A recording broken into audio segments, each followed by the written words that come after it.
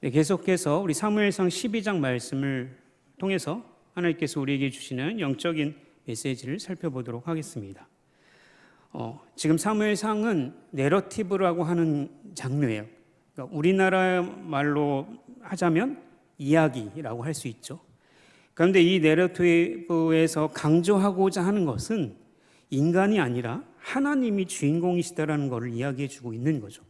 그래서 우리가 놓치지 말아야 할 것은 이 이야기에서 사무엘이든지 이스라엘 백성이 먼저가 아니라 하나님이 이 모든 것을 이끌어 가시고 계신다라는 하나님을 바라봐야 하는 것이 이 이야기의 중점적인 것입니다.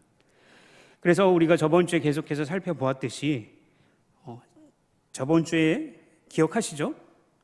네, 제가 물어보면서 제가 기억을 못하면 안 되겠죠. 네, 기억하시죠? 네, 암몬과의 전쟁을 통해서 이 사울이 이제 왕으로서 그 명분을 확실히 차지하고, 그리고 이제 모든 이스라엘 백성들이 인정하고 우리 왕이 최고다라고 해서 길갈에서 사무엘을 통해서 또다시 한번 기름 붓는 장면을 우리가 볼 수 있었습니다. 그 전쟁을 통해서 이 사울을 하나님께서 세우셨다는 것을 우리가 분명히 보았죠. 그리고 그 싸움을 통해서 이스라엘을 다스릴 만한 자질과 능력이 사울에게 충분히 있었다는 것을 우리가 알 수 있습니다. 그래서 그를 보면서 이스라엘 백성들이 하나님이 세우신 사람이고 저를 통해서 우리를 구원하시겠구나라는 것을 분명히 알 수 있었습니다. 사울이 마음이 변하기 전까지는 확실히 하나님 앞에 겸손했고 백성을 향한 하나님의 그 계획도 알았고 자기의 사명이 무엇인지를 분명히 알았다는 거죠. 그리고 그 일에 최선을 다했던 것으로 볼 수 있습니다. 그런데 오늘 13장으로 넘어가기 전에 12장에 오늘 말씀이 중간에 껴있는 것처럼 보입니다. 12장의 내용을 딱 빼고 13장부터 보더라도 이야기 흐름이 자연스러워요. 그런데 굳이 12장에서 사무엘의 고별 설교가 나온다는 거죠. 이미 정권이 다 이미 사울에게 넘어간 상태인데 다시 왜 사울이 나와서 이런 설교를 할까 이런 생각을 들기도 하고, 그리고 왕정시대가 열렸고 모든 백성이 사울 왕을 왕으로 세웠고 그러면 이제 사울 왕이 나가서 전쟁을 하는 이런 기사들이 나와야 하는데 그것이 아니라 사무엘이 마지막으로 설교하는 장면이 나온다는 거죠. 뭔가 중간에 이 책을 하나님께서 한 사람을 통해서 이 사무엘 상하를 기록하실 때 의도적으로 12장의 말씀을 넣었다라는 것이죠. 그 이유를 알게 하는 것이 오늘 본문의 말씀의 초점인 것입니다. 분명히 왕정시대가 열려서 이 사사의 역할이 이제는 정치적으로 군사적인 이 책무가 이 사울 왕에게 넘어간 것을 우리가 볼 수 있는 거죠. 사울의 역할은 어디까지나 하나님께서 싸워야 할 전쟁, 그 정치적이며 군사적인 전쟁들을 해 나가야 하는 것이 그의 목적이었죠. 그런 면에서 사무엘은 뒤로 빠진 거예요. 그러나 사무엘은 여전히 선지자적인 역할을 하고 있습니다. 그는 하나님의 말씀을 여전히 사울 왕에게도 이스라엘 백성에게도 전했고, 그리고 오늘 우리가 알고 있는 유명한 구절 중보하는 기도, 그런 역할들은 이미 사무엘에게도 계속해서 가지고 있었다는 거죠. 그러니까 분명히 사울 왕이 새로운 왕으로 등극했지만 그 사울 왕도 이스라엘 백성들도 사무엘이 하는 말을 들어야 한다는 거예요. 그가 사무엘이 사울 왕보다 더 높다 이런 계급적인 차원이 아니라 하나님께서 하시는 방식은 하나님의 말씀을 사무엘을 통해서 말씀하시면 그것을 순종하고 그 말씀대로 살아가는 모습을 왕이 먼저 솔선수범해야 한다는 것을 보여주고 있는 것입니다. 그래서 사울 왕이 분명히 세워졌음에도 불구하고 사무엘이 이렇게 마지막 고별 설교를 하는 이유는 이것이 다 하나님께서 너희들에게 원하시는 것이고 하나님 말씀대로 너희들이 살아가야 함을 분명히 보여주고 있는 것이죠. 그러니 앞으로 사울 왕 또한 이스라엘 백성 모든 백성들이 살아갈 때 그들이 해야 할 가장 우선적인 것들은 하나님의 말씀에 순종하는 삶이지 그들의 어떤 지혜나 군사적인 거나 무기의 중요성이나 정치적 외교수를 먼저 행하는 게 아니라 하나님의 말씀에 귀 기울이며 살아가야 하는 것을 우리가 보여주고 있는 것입니다. 또한 사무엘이 오늘 고별 설교를 통해서 그가 한 번 더 이 기준점, 그러니까 어떻게 너희들이 하나님을 섬겨야 할 것인지 그 기준점에 대해서 다시 한번 이야기하고 있는데 그것이 시내산에서 받았던 율법, 그 율법을 다시 그 언약을 생각하면서 그것을 기억하고 그 말씀대로 살아가라 함을, 그 기준점을 분명히 하고 넘어가고 있다고 볼 수 있는 것이죠. 그래서 신명기 30장 15절에 20절 우리 같이 한번 길지만 한번 읽어보도록 할까요? 신명기 30장 15절에서 20절까지 쭉 읽겠습니다. 시작. 보라, 내가 오늘 생명과 복과 사망과 화를 내 앞에 두었나니 곧 내가 오늘 내게 명령하여 내 하나님 여호와를 사랑하고 그 모든 길로 행하며 그의 명령과 규례와 법도를 지키라 하시는 것이라. 그리하면 내가 생존하며 번성할 것이요 또 내 하나님 여호와께서 내가 가서 차지할 땅에서 내게 복을 주실 것임이니라. 그러나 내가 만일 마음을 돌이켜서 듣지 아니하고 유혹을 받아 다른 신들에게 절하고 그를 섬기면 내가 오늘 너희에게 선언하노니 너희가 반드시 망할 것이라. 너희가 요단을 건너가서 차지할 땅에서 너희의 날이 길지 못할 것이니라. 내가 오늘 하늘과 땅을 불러 너희에게 증거를 삼노라. 내가 생명과 사망과 복과 저주를 내 앞에 두었은즉 너와 내 자손이 살기 위하여 생명을 택하고 내 하나님 여호와를 사랑하고 그의 말씀을 청종하며 또 그를 의지하라. 그는 내 생명이시오 내 장수이시니 여호와께서 내 조상 아브라함과 이삭과 야곱에게 주리라고 맹세하신 땅에 내가 거주하리라. 아멘. 이와 같이 분명히 하나님께서는 모세를 통해서 말씀해 주셨습니다. 하나님의 율법, 하나님의 말씀을 순종하면 복이 있고 그 말씀에 거절하면 화가 임할 것이다 라고 말씀해 주고 있는 거죠.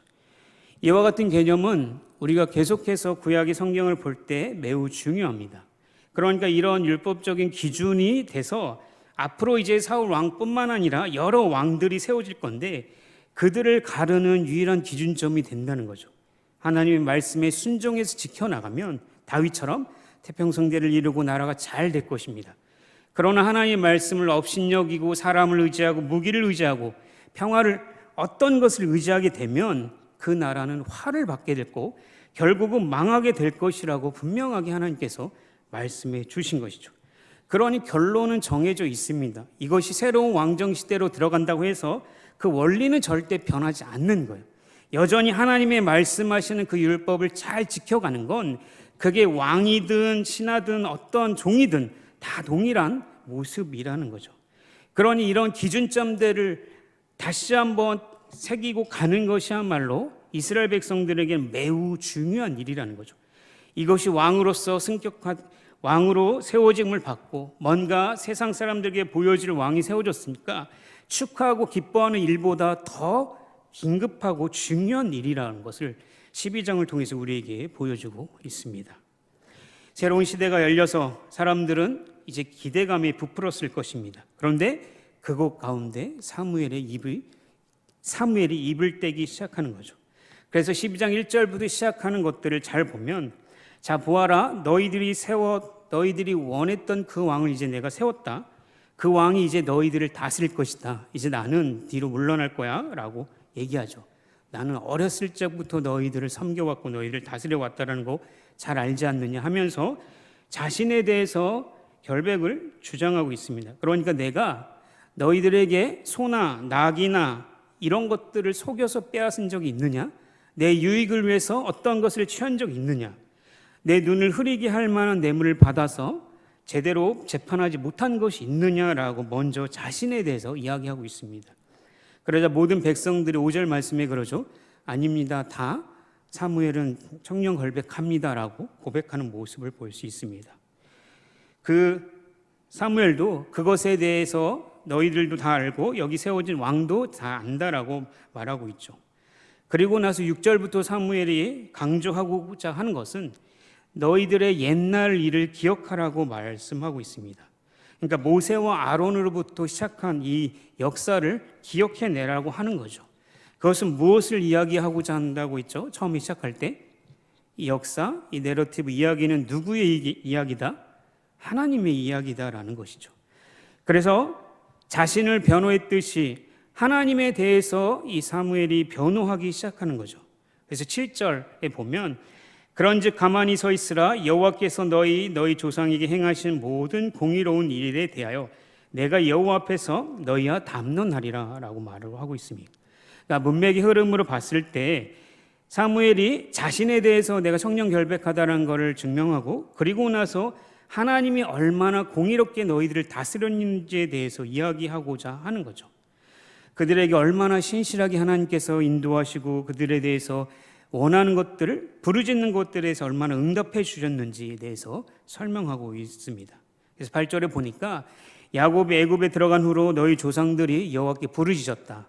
그 부르짖음에 하나님이 응답하셨고, 그래서 애굽의 그 모든 압제 속에서 이스라엘 백성들을 구원해 주셨다. 그것을 기억하라라고 말씀하고 있는 거죠. 그 모든 일들을 하나님, 너희 하나님이 하셨다라고 말씀하고 있는 거죠. 그런데 그렇게 하나님께서 하셨음에도 불구하고 너희 조상들이 그 큰 구원을 경험했음에도 불구하고 여호와를 금방 잊어버리고 다른 신을 섬겼다라고 말씀하는 거죠. 그래서 하나님이 어떻게 하셨습니까? 다른 군대들, 다른 나라들을 일으키셔서 블레셋이든지 모압 왕의 손에 이스라엘 백성들의 손을 잠시 맡깁니다. 그래서 그들이 쳐들어와서 그들을 종으로 삼고 어렵게 만들게 됩니다. 그래서 또 이스라엘 백성들이 어떤 걸 했다고 그러죠? 10절에 보니까 그들이 또 부르짖었다라고 그러죠. 백성이 여호와께 부르짖었다. 이제는 우리가 다른 신을 섬기지 않고 하나님만 섬기겠습니다라고 부르짖으니까 하나님이 그 부르짖음에 금방 응답하셔서 그들을 구원해 주셨다라고 말씀하고 있는 거죠. 그러니까 하나님에 대해서 어떤 것을 이야기하고 있는 것입니까? 그 하나님이 너희들의 부르짖음에 즉각적으로 응답하시는 하나님이시다라고 강조하고 있는 거죠. 그래서 우리가 사사기의 내용들을 잘 알죠. 죄를 지면 또 다른 나라에서 압제를 받고, 또 하나님께 부르짖으면 하나님이 또 사사를 세워서 구원해 주고, 이런 패턴들을 계속해서 보여주면서 하나님이 얼마나 공의로운 분이시냐, 하나님이 그럼에도 불구하고 얼마나 은혜로운 분이시냐라고 말씀하고 있는 거죠. 너희들이 죄에 대해서는 하나님이 징계를 하시지만 너희들이 회개하고 돌아오면 하나님이 즉각적으로 응답해 주시는 공의 하나님, 은혜 하나님이다라는 것을 그들에게 이야기해 주고 있는 거죠. 이것은 분명히 그들의 미래에 대해서도 이야기해 주는 것과 동일합니다. 그들이 앞으로 여전히 죄성이 있는 인간이기 때문에 하나님 앞에 열심히 섬기면서 그럼에도 불구하고 또다시 이방신을 섬기는 일들이 있을 것을 예견해서 그들에게 그럴지라도 여호와 하나님께 부르짖고 돌아오라라고 늘 강요하고 있는 것이죠. 그래서 그런 역사를 통해서 결국은 우리들이 얼마나 잘 부르짖었냐, 우리가 기도를 얼마나 많이 했느냐, 이것을 강조하는 것이 아니라 하나님이 얼마나 공의로우시냐, 그렇게까지 하는 우리들을 은혜 안에서 우리를 건져가신 하나님이지 않느냐라고, 그것을 기억하라고 말씀하고 있는 것입니다. 그러니 모든 이야기의 주인공은 하나님이신 것이죠. 그 하나님이 이스라엘 백성들을 이끌어가고 계신 이야기인 것입니다. 사랑하는 성도 여러분, 하나님을 믿고 열심히 신앙생활을 해나가면서 세상에 사는 것조차 힘들 때가 너무나 많죠. 세상은 너무나 악하기 때문에 그 악한 속에서 사는 것 자체만으로 우리는 고통을 받는 것입니다. 그러니 그들이 짓는 죄를 우리도 어쩔 수 없이, 물론 그러면 안 되겠죠. 지을 때가 분명히 있습니다. 그러나 분명히 기억하십시오. 하나님은 공의의 하나님이시기 때문에 그 죄에 대해서는 우리를 훈계하실 겁니다. 그러나 그 하나님께 부르짖고 간절히 찾으면 그 하나님이 우리를 용서해 주신다고 말씀해 주고 계시는 거죠. 그것을 우리에게 정확하게 근본적으로 설명해 주신 사건이 어떤 사건입니까? 예수 그리스도의 십자가의 사건인 것이죠. 그 예수 그리스도께서 십자가를 통해서 우리의 모든 죄를 대신해서 죽으시고 부활하셨기 때문에 그것을 믿으면 그 의로움이 우리에게 있기 때문에 여전히 우리가 넘어지고 엎어질지라도 그 예수 그리스도의 의로움 때문에 우리의 죄를 용서해 주실 수 있다는 것입니다. 그러니 그 하나님의 은혜로운 하나님을 경험하면 경험할수록 더 많은 죄를 짓는 게 아니라 더 하나님께 거룩하게 살아갈 수 있는 것이죠. 그러니 사랑하는 성도 여러분, 하나님이 얼마나 은혜로우신 분인지를 우리가 예수 그리스도를 통해서 분명히 보여주셨기 때문에 우리가 혹여나 연약해져서 마음이 연약해져서 죄를 짓는다 할지라도 이 예수 그리스도의 은혜를 생각하며 다시 그 은혜 안에 머문다면 하나님은 분명히 우리에게 회복을 주실 것입니다. 그런데 이스라엘 백성들의 특징이 있죠. 평안해지려면 하나님을 잊어버리는 이 속성들이 있습니다. 그래서 하나님이 진노하시고 또 그걸 부르짖는 이런 장면들 계속해서 나가고 있습니다. 그래서 12절에 보니까 너희가 그러니까 그들의 조상들이 아니라 현재 지금 이스라엘 백성들에게 너희가 암몬 자손 왕 나하스가 우리를 치러 오는 것을 보고 하나님이 우리의 왕이신데도 불구하고 너희들이 안 되겠어요, 우리에게도 왕이 필요합니다라고 하나님께 왕을 구했다라는 것이죠. 그것이 그들이 가지고 있는 근본적인 죄의 모습을 그대로 드러내 본 사건이었다라는 거죠. 그런데도 불구하고 하나님은 그들의 이것들을 응답해 주셨고 그래서 왕을 세워 주신 것입니다. 근데 이 사건이 사실 단지 하나님이 은혜롭기 때문에 그냥 넘어간다라고 생각할 수 있지만 16절부터 시작되는 이 초자연적인 사건을 통해서 하나님이 그 이스라엘 백성들이 왕을 구하는 그 사건들이 얼마나 하나님의 마음을 불편하게 했는지를 정확하게 보여주고 있는 거죠. 16절에 보니까 갑자기 사무엘이 이 징조, 하나의 징조를 보여주고 있죠. 오늘은 밀 거두는 시기다라고 분명히 얘기하는데 내가 하나님께 간구하니 이 모든 천둥, 비, 갑자기 이것이 내리는 이 기적적인 일들이 일어나게 됩니다. 그것을 통해서 너희들이 왕을 구한 이것들이 하나님께 얼마나 하나님의 마음을 아프게 한 일인지를 보라라고 말씀하고 있는 거죠. 사무엘은 말로만 경고하는 것이 아니라 진짜 하나님께 간구해서 이와 같은 우레와 비, 천둥과 비를 내리는 모습들을 보여주고 있는 것입니다. 이 모습을 보자 이스라엘 백성들이 두려워 떨기 시작하는 거죠. 그리고 우리가 죽지 않도록 하나님께 기도해 달라고 부탁을 하는 모습을 볼 수 있습니다. 그렇게 해서 사무엘이 백성들이 두려워하자 걱정하지 말아라, 내가 너희들을 위해서 기도 꾸준히 하고 있다, 그리고 계속하고 있다, 그러면서 기도하는 장면들을 통해서 당부하는 말들은 너희들이 하나님만 섬겨라 라고 말씀하고 있는 것입니다. 이런 초자연적 역사들은 우리가 담임 목사님께서 예전에 잘 설명해 주셨죠. 절대 비가 내릴 수 없는 시기였다 합니다. 그런데 그때 비가 내렸다라는 건 이건 하나님이 아니면 할 수 없는 일이다라고 볼 수밖에 없는 거죠. 그러니 하나님을 백성들이 두려워할 수밖에 없고, 그리고 그 두려움에 앞서서 그 두려움을 느끼자 그들이 깨닫게 되는 것이 우리가 우리의 모든 죄에 더불어 왕을 구하는 죄를 더하였습니다라고 고백하는 모습을 볼 수 있습니다.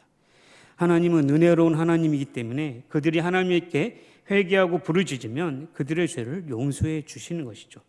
그래서 그들이 왕을 요구한 그 사건들을 그 사건이 얼마나 하나님 앞에 큰 죄인지를 알게 하시고 그들이 죄인인데도 불구하고 그들을 용납하시며 그들에게 왕을 주시고 그리고 왕을 통해서 이제 새로운 시대를 맞이하게 하신 그 은혜로운 하나님을 우리가 계속해서 볼 수 있다는 사실입니다. 20절에 보니까 그래서 사무엘이 백성들에게 두려워하지 말라라고 하면서 오직 너희의 마음을 다하여 여호와만을 섬기라라고 말씀하죠. 그리고 계속해서 유익하지도 않고 우리를 구원하지도 못하는 그 돌덩이들, 신상들 섬기지 말고 여호와 하나님을 섬겨라. 왜냐하면 하나님이 너희를 자녀 삼은 것, 너희를 택한 것이 하나님이 기뻐서 택하신 거다라고 말씀하고 있는 것입니다. 그러니 하나님이 자신의 이름 때문이라도 너희를 절대 버리지 않고 끝까지 너희들을 지켜나갈 것이다라고 강조하면서 너희는 하나님만 섬겨라라고 말씀하고 있습니다. 이렇게 보면 사실 하나님의 말씀은 어렵지 않습니다. 너무 단순하죠. 하나님의 말씀을 듣고 순종하면 잘 되는 거예요. 그러나 반대로 내 마음대로 살고 하나님의 말씀을 듣지 않으면 어떻게 됩니까? 망하는 것이죠. 이렇게 분명히 하나님께서 이렇게 간단한 방법을 주셨음에도 불구하고 그것이 이스라엘 백성들에게 가장 어려운 문제였던 것이죠. 우리 고린도전서 10장 11절 한번 볼까요? 같이 읽겠습니다. 시작.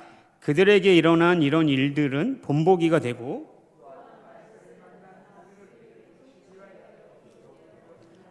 아멘. 고린도전서 말씀에는 어떻게 얘기하고 있습니까? 이런 것들이 우리에게 본보기가 된다라고 얘기하죠. 개역 한글에 보면 이 본보기라는 말이 거울이라는 단어로 사용돼요. 그러니까 과거의 이런 일들이 우리에게 거울이 돼서 우리를 교훈하고자 한다는 거죠. 그러니 지금 일어나고 있는 이스라엘 백성들이 하고 있는 이런 일들을 보면서 그건 3, 4천 년 전의 얘기지 우리랑 다르잖아 라고 얘기하는 게 아니라 그 신명기 28장 말씀을 통해서 아브라함과 야곱과 모세에게 주셨던 그 율법의 말씀이 그 언약의 말씀을 그 이스라엘 백성들에게 다시 한번 강조하고 그리고 여전히 그 하나님의 율법의 말씀이 유효함을 보여주고 있는 것이죠. 그러니 그 말씀대로 살아가는 인생이 얼마나 복된 것인지에 대해서 계속해서 이야기해주고 이 원리는 절대 변하지 않는 것이다 라고 그들에게 가르쳐주고 있는 겁니다. 왕이 아무리 군사적으로 힘이 뛰어나고 정치와 외교수를 잘한다 해도 그것을 의지하는 것이 아니라 하나님께서 주신 말씀, 율법을 잘 지키는 거, 그게 하나님을 사랑하고 의지하는 것이다라고 가르쳐주고 있는 것이죠. 단순히 그때뿐이겠습니까? 지금 이 시대 우리에게는 어떻습니까? 율법은 옛날 거니까 아니야 라고 얘기할 수가 없는 거죠.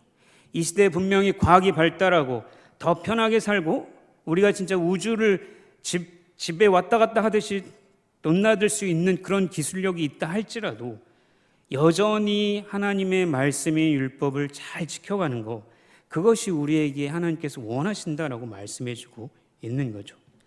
시편 1편 말씀을 찾아서 우리 읽어볼까요? 1절, 2절까지 읽겠습니다. 시작.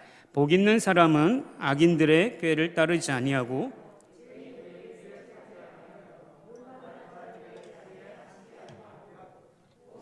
여호와의 율법을 즐거워하며 그의 율법을 주야로 묵상하는도다. 아멘. 여기서 시인, 이 글을 쓴 하나님의 말씀을 쓴 이 사람이 무엇을 얘기합니까? 무엇을 즐거워한다라고 얘기하죠? 그렇죠? 너무 잘 보셨어요. 여호와를 기뻐합니다라고 할까봐 제가 조마조마했는데 여호와의 율법을 즐거워한다라고 했어요. 원래 말대로라면 여호와를 기뻐합니다라고 이야기해야 되지 않나요? 그런데 여기서 시편 기자는 여호와의 율법을 이야기하고 있다는 거죠. 그 율법이 무엇입니까? 하나님께서 이스라엘 백성들에게 복과 화를 주신다고 하신 그 말씀이죠. 그 약속의 말씀입니다. 그러니까 좁은 의미에서 봤을 때 시내산에서 받았던 십계명이고 더 넓은 의미에서 봤을 때 모세오경 또한 구약에 나타난 하나님의 법인 것이죠. 그러니 그것들을 지켜나가는 것이 우리 인생에 가장 좋은 것이다라고 고백하고 있는 것입니다. 그러니 이스라엘 백성들뿐만 아니라 지금 이 시대 우리들에게도 여전히 하나님의 법을 즐거워하고 그것을 지켜나가는 것은 우리도 여전히 행복한 것이다라고 말할 수 있는 것이죠. 하나님께서 자신을 계시한 것이 무엇입니까? 그것이 율법입니다. 그래서 율법을 지키고 그것을 잘 지켜나가면 그것을 통해서 하나님이 어떤 분인지를 우리가 알아갈 수 있다라는 거죠. 그렇기 때문에 단순히 도덕적으로 착하게 살아야지, 이 정도는 윤리적으로 탁월하게 살아야지 라고 해서 지키는 것이 아니라 하나님이 원하시는 거룩한 삶의 방식을 설명해 준 거기 때문에 그 말씀을 제시한 것이기 때문에 그것을 잘 지키고 살면 하나님이 어떤 분인지 알고 하나님의 마음이 어떤 것인지를 알게 된다는 것이죠. 그러니 이것을 우리가 지켜나가야 하는 것이죠. 율법의 이러한 것들을 이야기할 때 예수님께서 이것을 잘 정리하셨죠. 그래서 두 가지로 딱 정리하셨죠. 예수님은 하나님 사랑하는 것, 그와 같이 이웃을 사랑하는 것이다. 그것이 율법이다라고 말씀해 주셨습니다. 새로운 시대가 막 열리는 지금 이스라엘 백성들에게 새로운 국가가 형태가 이제 이루어질 겁니다. 많은 변화가 있겠죠. 그런데도 불구하고 가장 중요한 기준점은 그들이 율법을 준수하느냐 못하느냐의 기준점이라는 거죠. 하나님께서 주신 율법을 지켜나가는 것, 그것이 복과 화를 부르는 가장 중요한 것이다라고 시금석이다라고 그들에게 말씀해 주고 있는 거죠. 그러니 율법은 이스라엘 백성들의 정체성과 같은 것입니다. 그러니 이것을 한 번 더 다시 일깨워주기 위해서 12장에서 이 긴장, 이 사무엘이 그 마지막에 고별 설교를 그렇게 길게 하고 있는 것이죠. 이것이 왕이라고 할지라도 하나님의 율법을 지켜나가야 한다라고 말씀해 주고 있는 거죠. 그러니 앞으로 일어나는 열 왕들의 이야기들은 이 12장의 렌즈를 통해서 보면 분명히 하나님께서 왜 선하다, 왜 악하다라고 하는지를 분명하게 우리에게 보여줄 것입니다.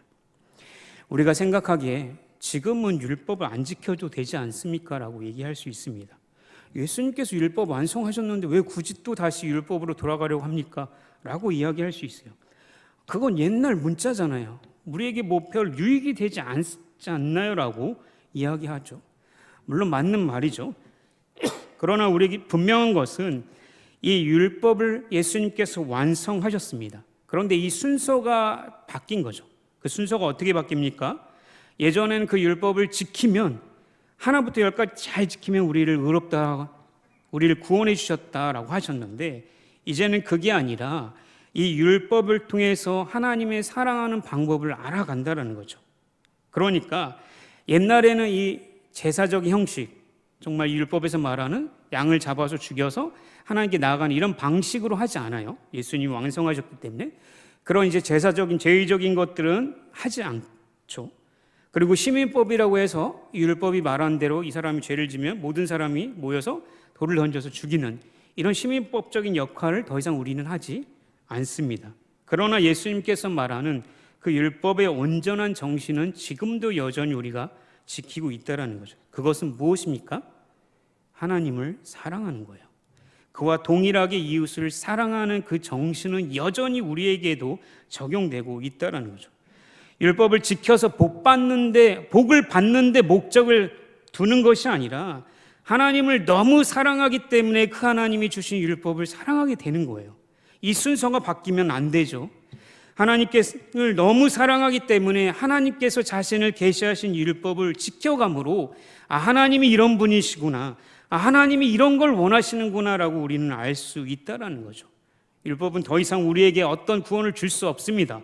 그럼에도 불구하고 그 율법은 우리에게 여전히 하나님에 대해서 알려주고 있다라는 거죠. 그러니 벌받기 싫어서 율법을 지키는 것도 아니죠. 그리고 율법을 더 많이 지켜서 하나님 나 더 사랑하겠지, 이게 아니라 하나님을 너무 사랑하기 때문에 하나님이 하지 말라는 것들을 하지 않는 거예요.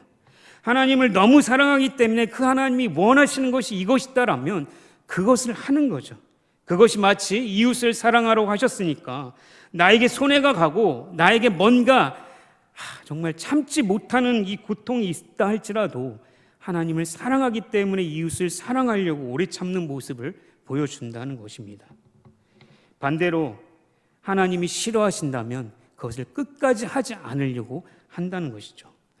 따라서 우리가 우리의 죄를 회개하고 예수님을 믿게 됩니다. 그러면 예수님께서 예수님 믿는 그 믿음으로 우리를 구원해 주시죠.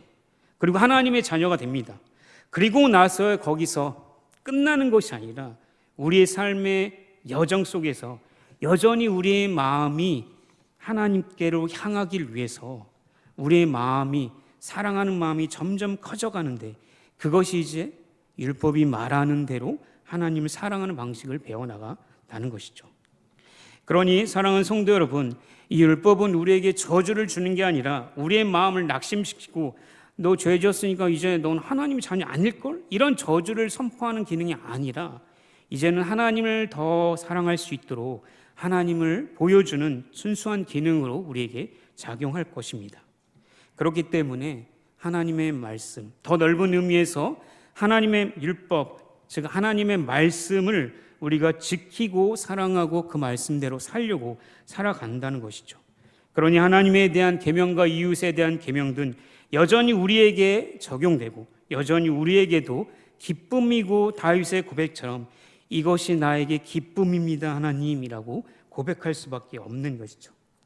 남녀가 사랑하기 시작하면 자연스럽게 그 사람이 원하는 걸 해주고 싶고 상대에게 뭔가를 다 맞춰주고 싶은 이런 마음들이 일어나죠.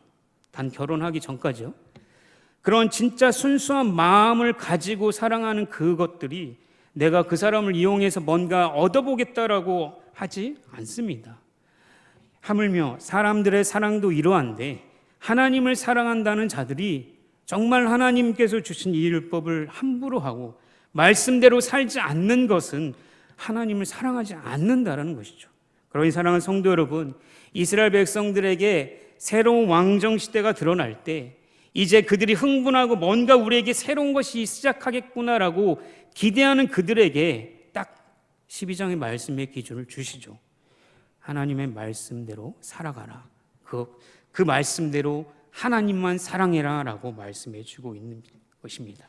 그래서 사랑하는 성도 여러분, 우리 하나님을 사랑하고 그분이 원하신 대로 살아가는 삶은 그것이 우리에게 진짜 기쁨이고 평안이고 하나님을 향한 고백임을 우리가 모든 성도님들이 그러한 고백이 될 수 있는 고백이 되도록 주님의 이름으로 기도합니다. 우리 함께 찬양하며 나가겠습니다.